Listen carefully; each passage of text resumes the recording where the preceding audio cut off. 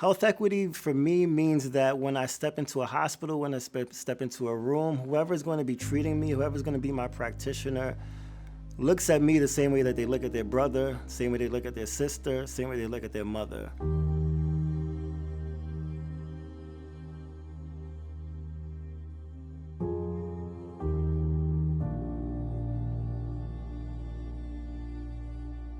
Shamony's pregnancy was amazing. No complications, no problems. We had a midwife and we also had a doula, and that helped with giving us a birth plan and understanding what we needed to do. And then we decided to have another one.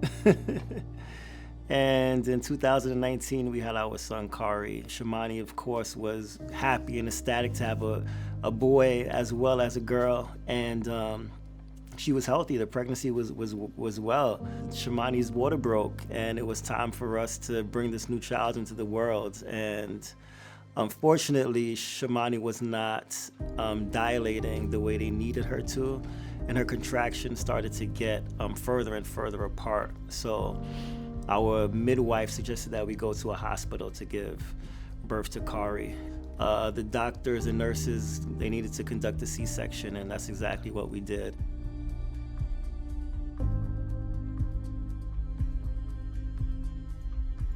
Shamony immediately started complaining about having chest pains, having shortness of breath.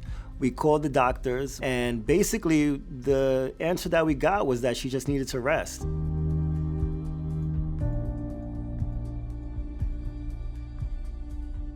Both times we told them about her signs and symptoms, and still we weren't heard.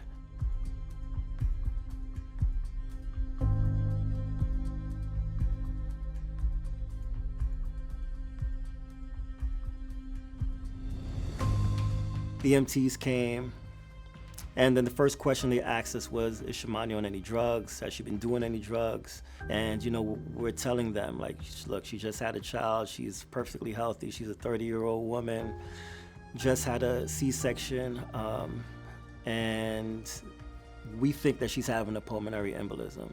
Fire department came, asked us the same exact questions. Is she on any drugs?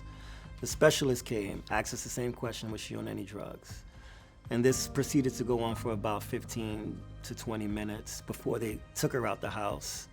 And unfortunately, the closest hospital to us has been divested from for years. So they didn't have funding, they didn't have a proper unit, they didn't have the things that were necessary to help save her life. And subsequently, we waited 12 hours. She coded about 5 or 6 different times within that time frame. And we couldn't get her moved without her being able to breathe on her own without a ventilator. And 12 hours later, she passed away.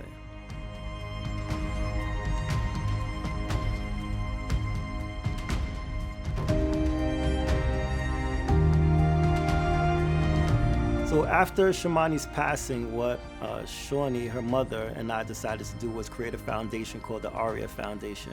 Because I'm an artist, Shamony was an artist, she was a dancer and also a hairstylist.